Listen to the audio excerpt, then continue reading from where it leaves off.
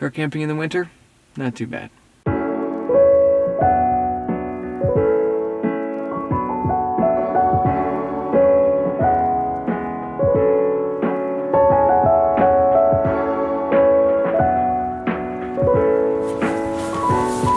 This is going to be my home for the next 2 weeks because I'm heading out on a winter car camping trip to the mountains.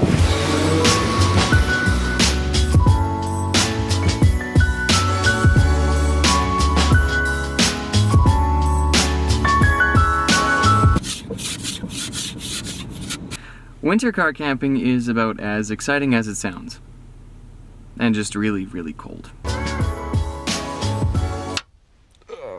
I can't really say that I really enjoy winter car camping. It's not something that a lot of people would go out of their way to do, I don't think. Is it really worth the pain? It's not a pleasurable experience, but where you're going would be the pleasurable experience, or the journey would be the pleasurable experience. I'm shivering. It's really cold right now.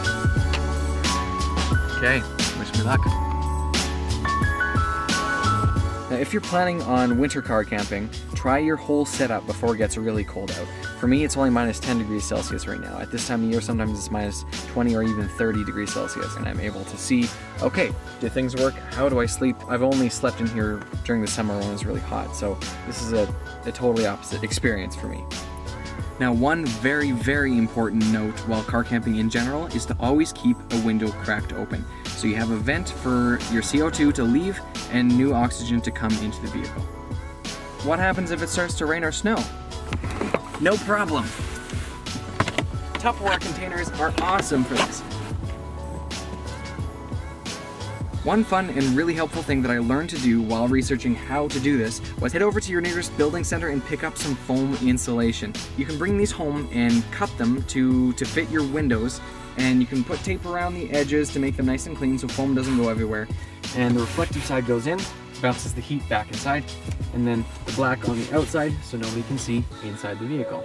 No light comes out. Nobody's gonna suspect anybody's in the vehicle, and that is what you want, because sometimes, you know, if you're in a residential neighborhood, sometimes people... Unfortunately, there's not a whole lot of things that you can do to actually make it warm inside your vehicle. It's going to be cold, and it's going to be miserable. That's it. That's it. What you can do is you can get a really good winter sleeping bag that's going to keep you warm. That's going to be the biggest thing you're going to do. Also, invest in a good winter thermarest. For underneath you, it's going to be your mattress, and it will keep you warm too. Also, sleep in layers. Layers will really help you. Have your long underwear, keep your coat on. When it gets colder here and it actually starts to snow and get really cold, I'm going to be sleeping in this all night. Nowadays, everybody is traveling with technology and electronics. So bring a battery power box to charge those devices while you sleep. Keep the battery plugged into the vehicle and charge it while driving. In summer, if it gets too hot, it can also power a small fan overnight. Outside, it's about minus 10 degrees Celsius. Inside here, it's still a little bit warmer because I got the heater going. And that's a really smart thing to do. Just before you go to bed, or before you turn your car off, make sure the heat is blasting in here. Not enough that you're going to be sweating, because you don't want your sweat to freeze when it gets colder. But make sure you're hot. Make sure you're really warm, and then you'll have a couple minutes of the door being open. You'll be at a pretty good temperature, and then you get into your sleeping bag. It'll be nice and toasty. It'll be great. And then you fall asleep, and then you wake up shivering. That's fine.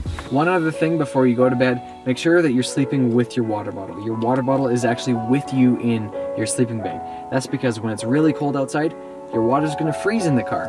But if it's right next to you, it won't. All the doors are locked, my window's open. I'm gonna close my door, and I'm locked in now. So make sure that if you have a car with an alarm system, that you unlock your vehicle before you put the keys in the ignition. I've had that happen at some very not great times. 7 o'clock in the morning in nice residential areas, or in the middle of the mountains and your horn just echoes until you figure it out. So, unlock your vehicle, then start the car. Getting out of your car camping spot in the winter is not always a quick and easy process.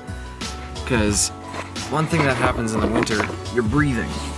You're breathing a lot throughout the night, and not only do you have frost on the front of your windows, but you have frost on the inside of your car too. Oh man.